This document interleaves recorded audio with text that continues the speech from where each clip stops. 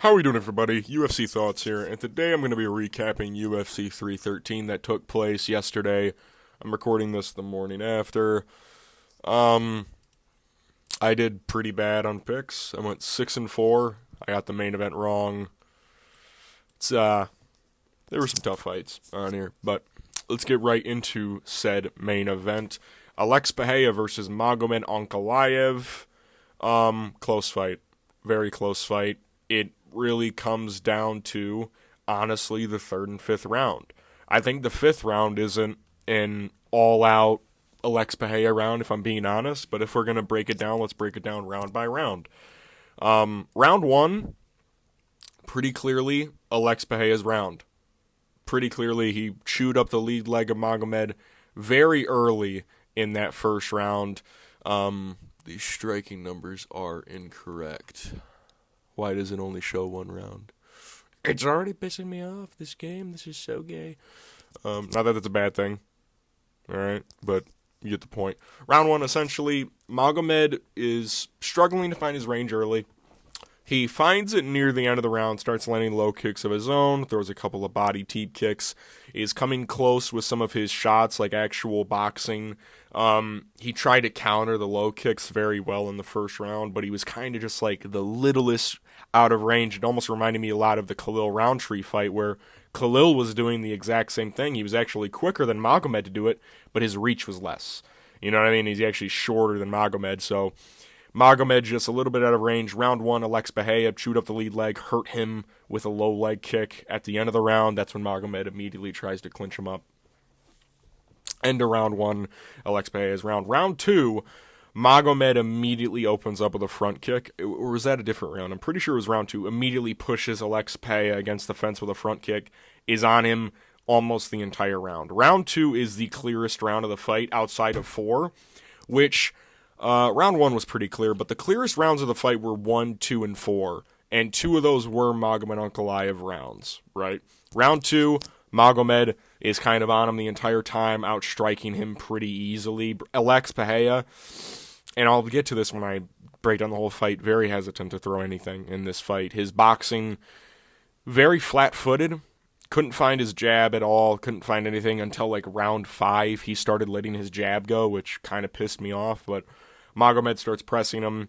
Alex is kind of squaring up right in front of Magomed to the point where Magomed's starting to land his own low kicks. Alex Pereira is just backing up, throwing a low leg kick, lead leg kick.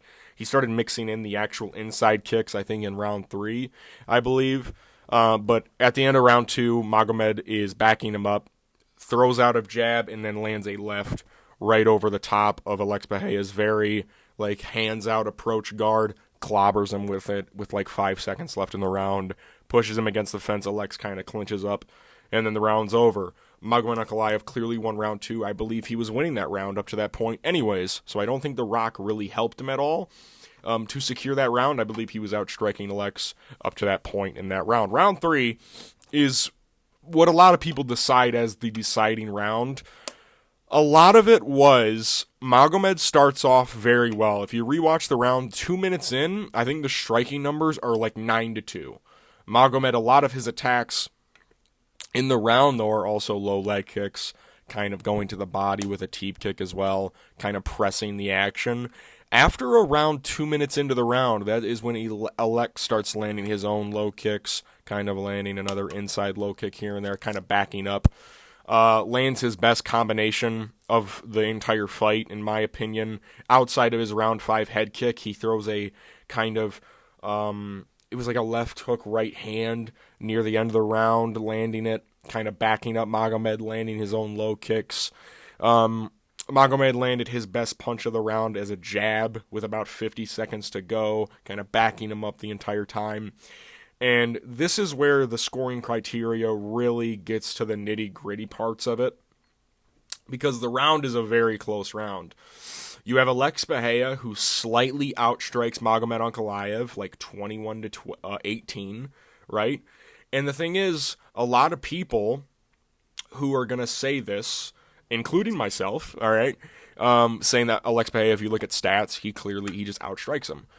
Alex Bahia technically got outstruck in round 5, but round 5, apparently to most people, is a more clear round for Alex Bahia because he did more damaging shots.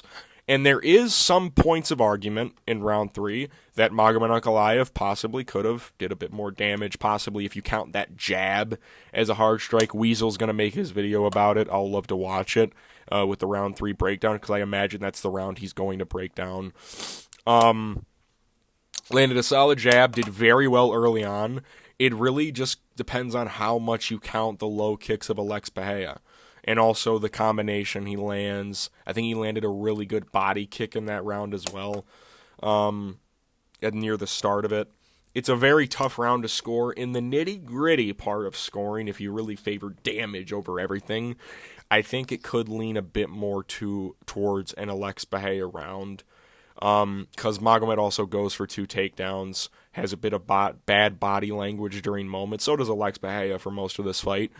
What makes me mad in this fight is I think Alex Bahia could have made the 3rd round more definitive if he just threw more. And he could have made this fight just more definitive if he just threw more. Round 4 is probably, besides round 2, the clearest round of the entire fight. Essentially, Magomed racks up, I believe, 4 minutes of control time in the round. And it isn't like clinch exchanges like another fight I'm going to be talking about later down the line. Magomed's throwing dirty knees, throwing dirty boxing exchanges. He's throwing all this shit, doing a lot, controlling him very well, and Alex Bahia just can't get away. Immediately right off the start of the round, Magomed starts clinching him. He holds him for like a minute 30, 2 minutes. Alex Bahia breaks out, and then Magomed immediately charges at him again, holds him against the fence for a bit longer. Alex Bahia couldn't really do much in the round. Very clear round for Magomed Ankalaev. In my scorecard, I had it's either 2-2 or 3-1. It really comes down to round 3. Round 5, again, another kind of close round.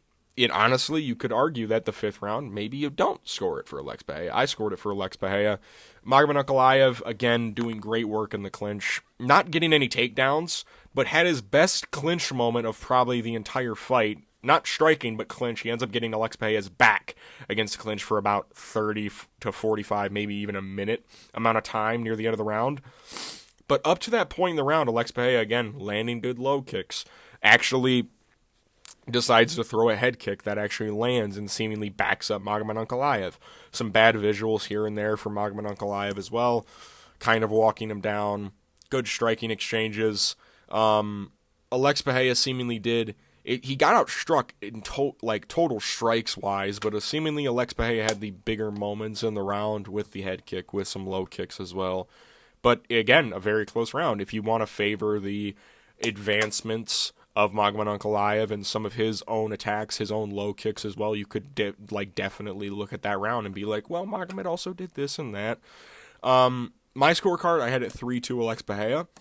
And that's also, I will admit, a biased scorecard. I want Alex Bahia to win this. And if I'm looking at it through an objective lens, I can clearly see. You guys know, I'm a huge Esteban Ribovics fan. I didn't scream robbery for that. I'm not going to scream robbery for this fight. I do believe that if you look under actual judging criteria, I think Alex Bahia probably could have gotten the nod here. But it's the inconsistent judging happens where... We saw decisions earlier in the night where, if advancing moving forward, the fight for Jordan Santos didn't go to Jordan Santos, but it is what it is. I think that people are overplaying how bad of a champion Magomed Ankalaev is and how boring this fight is. A lot of people are immediately throwing blame on Magomed Ankalaev for clinching. Alex Bahia, I will be the first person to tell you, this was probably his worst performance I've ever seen in my life. And he still almost won with throwing basically a low kick the entire fight. He basically, that one fight with Jordan Levitt where he threw 80 fucking leg kicks and still won. He almost won a fight off of just basically throwing low kicks, which is fucking crazy to me. His takedown defense looked really good. He Sandhagened himself a little bit in this fight. And that's why I'm a bit mad, is because he Sandhagened himself, which is you were able to defend takedowns very well. Magomed and yourself weren't doing a lot on the feet, but Magomed gave some better visuals in moments, and it's what most likely lost Alex Bahia his title, is because he didn't do enough in moments. And I will be the first person to tell you, round 3 and 5 are razor close. I personally think Alex Pereira did a bit more, but I can see why some people would look at it. If, like, especially the judges, you see Alex Pereira backing up the entire time. Even though he's landing stuff, he's getting backed down. You know what I mean? He's getting backed down. And even though Magomed isn't really throwing much, he's advancing, kind of throwing shots of his own. Most are missing, but he's throwing as well. So you see a guy who's landing a little bit, but backing up. And you see a guy advancing forward, having better body language, throwing, like, basically the same amount, but missing more. It's kind of like, well, I think that the guy advancing forward, I can see that. I personally believe in the actual scoring criteria. I don't think that's how it should be. I think that's kind of, it is what it is. But, again, a very bad performance from, honestly, both. But Magomed Ankalaev followed a game plan, followed it very well. Alex Pereira, I think he respected Magomed a little bit too much. I think he respected him a little bit too much and was very hesitant to throw. And honestly, didn't land a whole lot with his hands. His boxing looked very uncomfortable in this fight. Looked very weird. And I don't know. I think that even a very neutered version of Alex Pereira could have won this fight. And he almost did. But I don't think Magomed Ankalaev is going to be that bad of a champion. I think people are trying to be like, this guy's gonna ruin the fucking sport, blah, blah, blah, this, blah, blah, blah, that. We're probably going to get a rematch of this fight. I think Alex Pereira, going into this one, is going to look at tape, realize that, oh shit, I should have thrown more. He's going to go in this fight and throw more. And we might even see a finish in a rematch, because Magomed Ankalaev, his boxing looked good.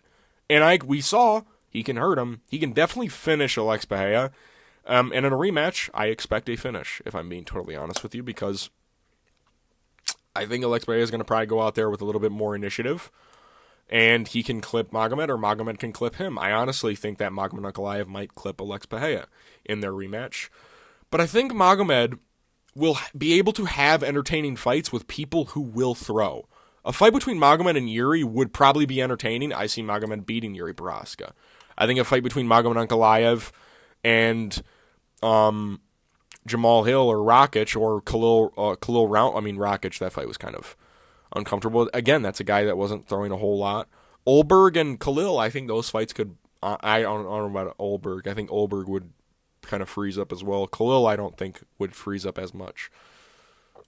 I think Magomed, besides Alex Pereira, I don't see anyone beating Magomed Ankalaev. I think he's only 32, right? He's younger. I think we have probably a long-standing champion at light heavyweight now. It does suck. I'm a huge Alex Pereira fan.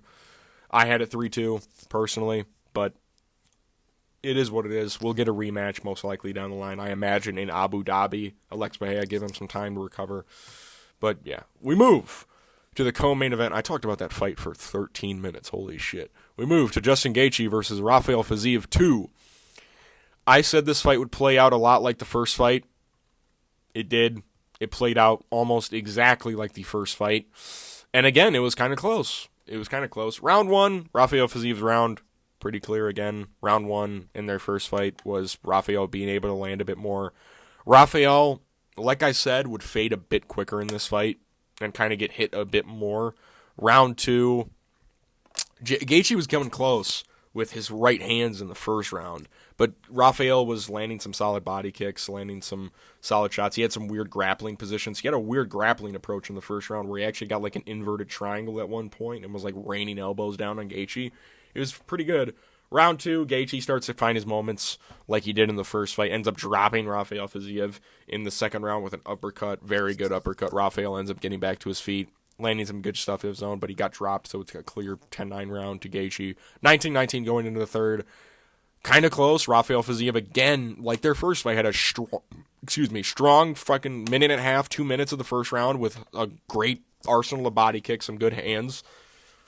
And then it kind of faded again. Kind of had another kind of exhaustion period where Gaethje was kind of the one outboxing, pressing forward. Rafael Fiziev kind of was getting clipped with some big right hands. Had some bad body language in moments. Third round was kind of close, kind of like the second round of their first fight. But I think Gaethje edged out a little bit. Underdog Gaethje hits. I'm not mad at it. exactly how the fight would play out, in my opinion. I said it was going to be kind of a repeat of the first fight. Fiziev coming out strong, fading as the fight goes on. Yeah, great fight. It was a great fight.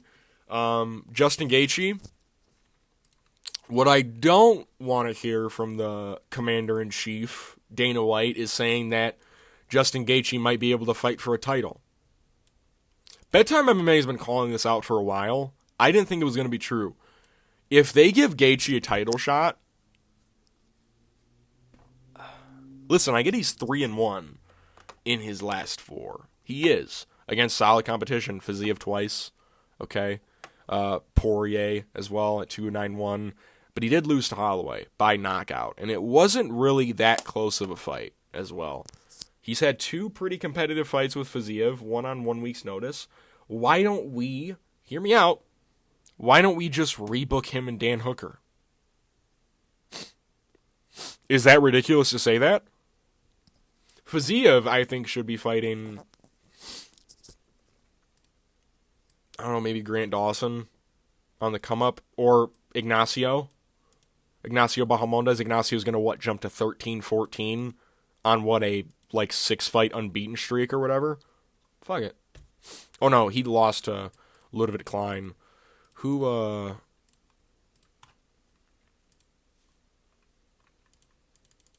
Why can't I click on fucking Ignacio Bahamondes, bro? Oh, I'm gonna fucking tweak out, dude. But yeah, I think that fight would be really good. Justin Gaethje, I just rebook him and Dan Hooker, dude. That's violence personified, dude. Come on, another 5-round. Put it on any pay-per-view you want. It'll fucking sell. This fight sold because it's a Gaethje fight. Gaethje versus Fiziev the first time was a banger. The second time was a banger. What do you think him versus Dan Hooker's going to do? If you have the ability to go 5 rounds, we've seen that Gaethje has punching power, but he doesn't have one punch KO power that much anymore. Dan Hooker's had a great run of wins. Dude, just rebook that fight. Fucking book Islam against either Arman or Ilya. If you're going to have Ilya not get a title shot, Ilya versus Charles Oliveira. Ilya versus Charles. Or do Ilya versus... Ooh, I don't want to see him versus Poirier. I think he chins the fuck out of him, actually. No, don't do that. You could do Holloway... but we've already seen them fight twice.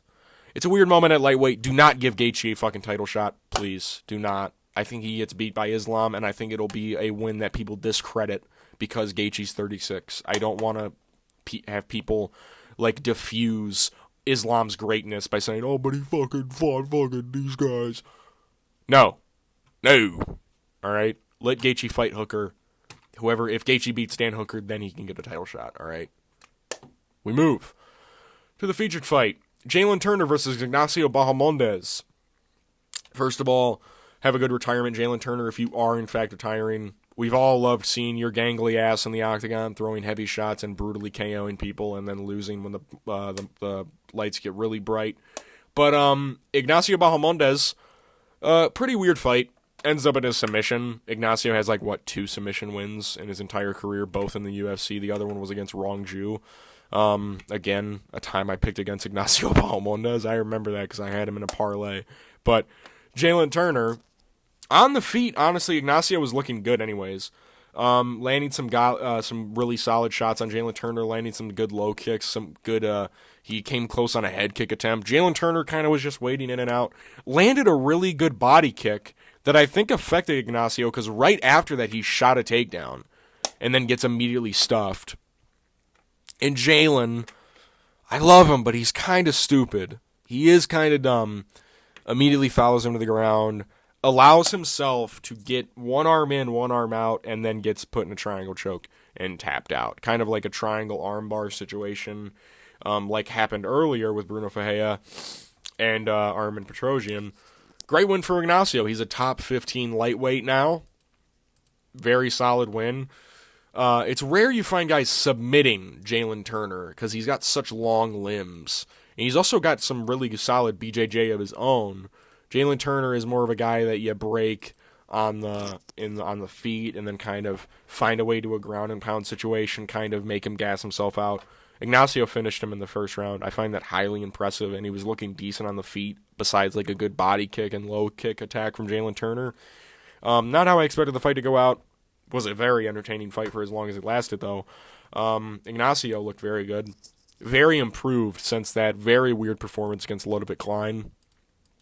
But yeah, good retirement, Jalen Turner. Have a good one, buddy. Ignacio, issue in some more new lightweights because the old guard is falling. We move to the next fight on the main card, Amanda Lemos versus Yasmin Lucindo. Probably one of the most free underdog picks I've had in my entire life. Why does every fight say 11 total strikes to 17? What the fuck is going on? This is pissing me off. Nina, lay down. This fight was very weird. Basically, all it was Yasmin entertaining the clinch situation and then getting taken down. And then held down for the entire round. Until round 3, she got a takedown of her own, started landing good shots, and then she got reversed. No, she didn't get reversed. Amanda ended up getting up and then taking her down. And then holding her down for the entire round. Like I said, Yasmin Lucindo's too green in the game, man. She has more fights, but she has fought very subpar competition prior to then, and in the fights in the UFC, she's losing to Yasmin Jauregui. You know what I mean? Like, Yasmin's good. She isn't fucking top level, though. We've seen that from her. We have seen that from Yasmin Jauregui, okay? She's getting chinned by Denise Gomes. She's getting chinned by Kitlin Souza, right? She's coming to a very narrow decision with Marina Rodriguez where Amanda Lemos was able to finish her, right? Yasmin is going to a decision with Karolina Kowalkiewicz. That's a very tough woman, but Karolina 41, Marina 36, Amanda Lemos 37, and she loses to Amanda Lemos. Amanda Lemos has been in there with too many good people to lose to Yasmin Lucindo. And I honestly was very surprised that Amanda Lemos was able to hold her down as much with the actual grappling. I thought where Amanda Lemos would have a lot of success was the feet. I thought where she would struggle the most is on the ground, but apparently Yasmin Lucindo is just Marina Rodriguez in disguise and will just lay on the ground, go for BJJ off her back, and not get up.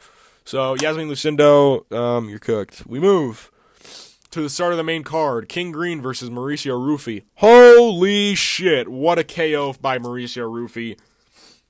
Looked great up to that point as well. Bobby, 0-2 since changing his name. What are you going to do about it, dude? Bobby was throwing a lot, whipping a lot, landed a good teep to the body, was kind of on the back foot the entire fucking fight. Mauricio just was standing there menacingly in front of him the entire time. Ends up kind of missing a couple low kick attacks.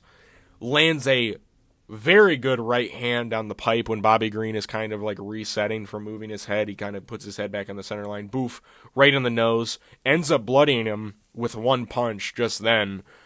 You can see it visibly wobble Bobby, and then he circles out. Bobby's like, that was good. Mauricio, again, advancing, misses a right hand because Bobby narrowly moves out of range, misses a low kick. Bobby kind of squares up in front of him. Mauricio feints. He kind of charges up. In the James Yontop, you saw him kind of load up and then throw a big left hook over the top in that first round. Everyone was like, woof. He kind of looked like he was charging up to do that. Feints the left hook into a spinning wheel kick and fucking floors Bobby out cold. It was brutal. It was beautiful. And goddamn, it was barbaric. Mauricio Rufy's the real deal. I want to see him against I don't know who. Because I know lightweight is very clogged near the kind of bottom of the rankings. There's a lot of guys fighting to get in there. I say you do Mauricio Rufy versus Mateusz Rombecki. I say that fight. Those guys are probably very close to being ranked. Very good stylistic matchup, two very good prospects. If they did Muktabek Oralbai versus fucking Mateusz, they can do Mauricio Rufy versus Mateusz, not Gamrot, Rombecki as well. Either that, because I think BSD is fighting Joel Alvarez, right? Or him versus Carlos Diego Ferreira would be good as well. Another kind of older guy. But no, I want to see him fight newer dudes. I need to see Mauricio against a tough guy. Either tough veteran or very good prospect. I mean, he passed the Bobby test with flying colors, so he'll probably become something. But the fighting nerds are in full effect, and they are very good. The 4 main dudes, listen, dude, Mauricio was coming off a performance where he looked very beatable, and he just had a very virtuoso-esque performance against Bobby King Green in a fight where a guy didn't have like a 20, 15-pound weight advantage over him, right? That just goes to show how tough James Yontop is and how much that weight discrepancy played in that fight. Great win for Mauricio Rufy. We move to the featured prelim, Joshua Van versus Ray Saruya. Joshua Van's going to become a top 10 flyweight. I'm already sure of it. Basically, the entire fight was Ray Saruya trying to take down Joshua Van, failing at it, and then shooting another takedown, failing at it. Joshua Van was just outstriking him the entire time. Ray Saruya would land like maybe one good straight hand every round. Besides that, he was just trying to nut hug Joshua Van. And he had some good moments. Like, he had some good arm drags. He had a good judo throw in there where you got like a head and arm, kind of like a WMMA thing where you throw them and then you end up in a head and arm, like kind of like side saddle position where you can elbow a lot, maybe get a scarf hold. He had a good arm drag as well, but Joshua Van is just so athletic and such a good like learner of the sport. When you figure out that he just started wrestling 6 months before his like UFC debut, or was it MMA debut? I don't know. He's a fucking massive problem when you consider how active he is, how great his cardio is fucking insane to be able to defend takedowns as much as he did and still press forward. His body attack looked good. It's just he wasn't able to throw as much because Ray Saruya was always diving at his legs. He was very knowing that Ray was trying to get him to the ground. There's not a lot of guys that are going to fight like Ray Saruya at the top, which I like. He's not going to face another guy where his striking is going to be very limited. I say that you rebook him versus Bruno Silva. I don't know how long Bruno Silva is going to be out. I don't know exactly what injury he sustained in the lead up to this fight. I almost want to check to see if it actually has it listed on Tapology. Does it? Or does it just say that he withdrew? Just say that he withdrew. I think that you could rebook that fight. I'm not in a rush to see Joshua Van fight again, but if you're going to put him in another fight, maybe him versus a Clayton Carpenter or a Kaya Sakura, probably not. I think Ramazan Tamirov would be a good fight. That'd be a great fight of prospects going at it. Ramazan Tamirov, I don't know if he's going to get a huge jump up in competition considering the Charles Johnson performance was a little but great win for Joshua Van. We move to Bruno Ferreira versus Armen Petrosyan. Another underdog that hit. 5 underdogs won on this event. Bruno Ferreira was one of them. Very wild first round. He was hurting Armen Petrosyan early. Ends up getting a point taken away, did Armen Petrosyan, because he landed 2 low kicks in like 20-second succession. Very weird moments early on in this fight. Bruno Ferreira kind of rocking him, stumbling him early on. Petrosyan kind of comes strong. Pause. Oh my god. Comes on strong. It still sounds weird, but Armen, again, kind of just like tries pushing a pace later in the fight, lands some good low kicks, lands some good shots of his own. Bruno Ferreira, again, seemingly starts to slow down, implement his grappling in this fight very well. Armen's probably cut from the sport. Not from the sport, but from the promotion, rather. Armen, again, kind of just weakened the grappling, gives up some positions, gives up his back. Bruno Ferreira floats around, kind of falls off, ends up in like an arm triangle, arm bar position, ends up torquing on the arm. Armen Petrosyan has very short arms for a 6'3" man, so great win for Bruno Ferreira. Another finish for the Hulk early in a fight. Well, it was the second round, but it was early in the second round. You know what I mean? Good win for Bruno. It's not like Armen's like a very like tough test for a lot of guys in this division. And I like that Bruno was able to get past it and get a finish of his own. We move to Alex Morono versus Carlos Leal. Whoever made this fight should be charged with murder. Alex Morono doesn't have a athletic bone in his body. Carlos Leal essentially walked him down, absorbed like every shot Alex Morono took because he doesn't hit hard, and hit him with shots 15 times harder. Carlos Leal landed 81 strikes in the first round, and it didn't even go to the end of the round. 79 significant strikes landed on 120 attempts. Essentially, he backed up Alex Morono the entire fight, weighted a lot of the shots, kind of let him tire himself out, landed nasty shots to the body, ends up crumbling him against the fence. Alex Morono kind of goes out on his shield, but kind of gives up in a moment, please stop the fight. I'm hurting really bad here, ref. Ref has to step in to save him. Great win for Carlos Leal. As expected. Again, another moment where Alex Morono, tricky customer, this guy's a tricky customer, where he doesn't immediately go out unless you're Chaos Williams.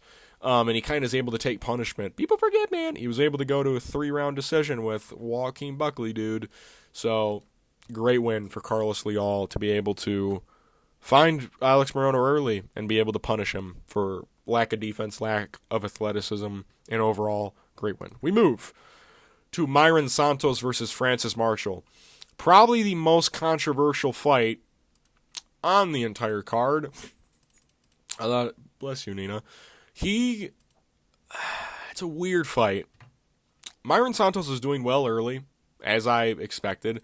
Landed a lot of solid shots. I almost want to UFC stats this bitch to figure out, because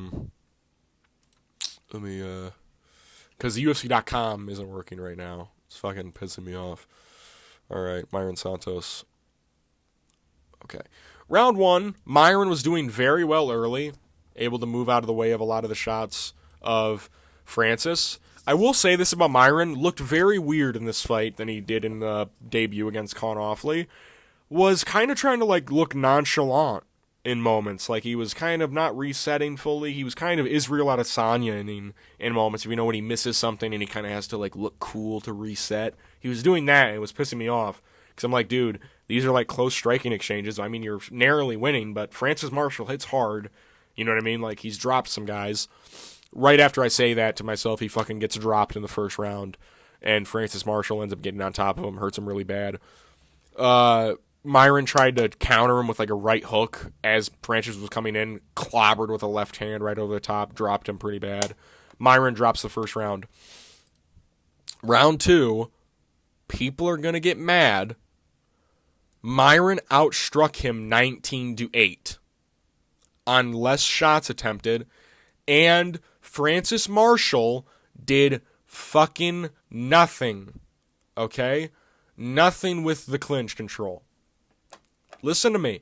He did nothing with the clinch control. If you look back at that round, he literally does not throw a single strike whatsoever, not a total one. Literally just holds him, trying to get him to the ground. That does not win you a round, okay? I gave the second round to Myron Santos based on damage. He bloodied up his nose as well. Round 3 rolls around. Again, Myron outstrikes him 21-15. Significant strike-wise. On less attempts as well. And again, Francis Marshall gets him down to the ground. Doesn't do a lot with it.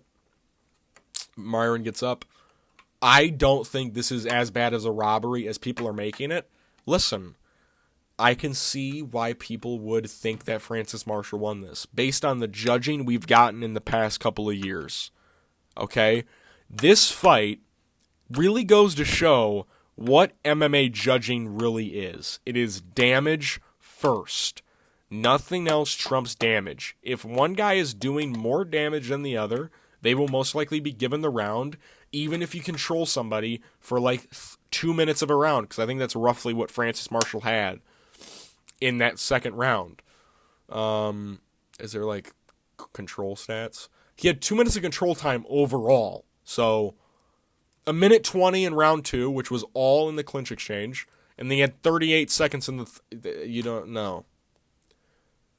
Dude, total strikes, he got outstruck 41-20 in round 3. Yeah, you don't win the round. I'm sorry. If Francis Marshall's name had a fucking Marshalovov, alright, he would have won. Alright? That's what it would be.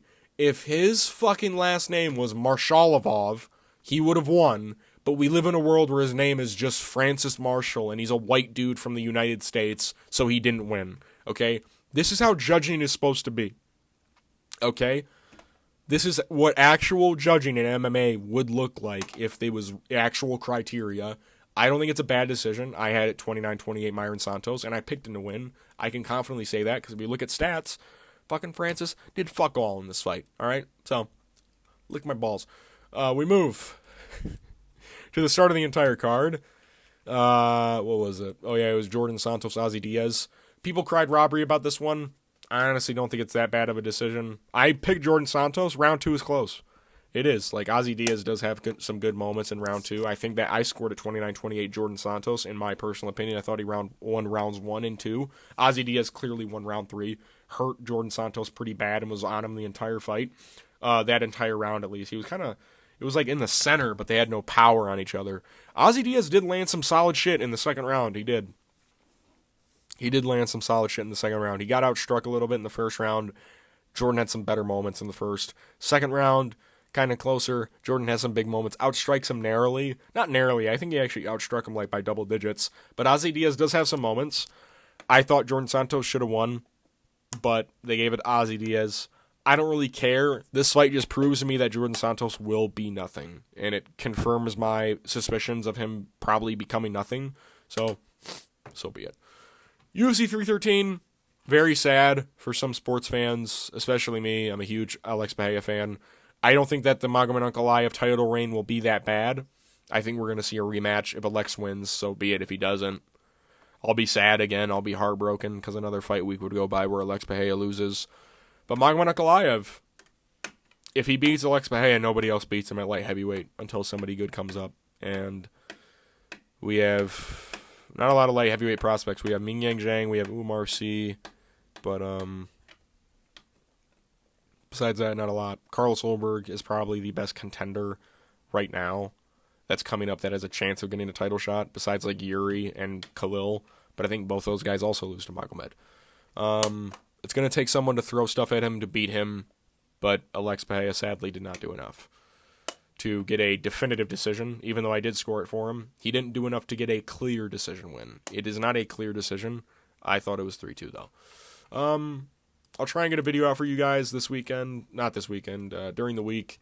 I don't know what it's going to be. I'll probably do a video about every undefeated fighter that's lost, kind of talk about what's happened. Because there's a weird thing going on with every undefeated fighter kind of having a weird performance. So I'll go over that, talk with you guys about that. But yeah, next week we have Vettori versus Dolidze 2 in the Apex UFC Vegas 104. Or is it? Yeah, it's Vegas 104. But yeah, I'll see you guys in my next video. Peace.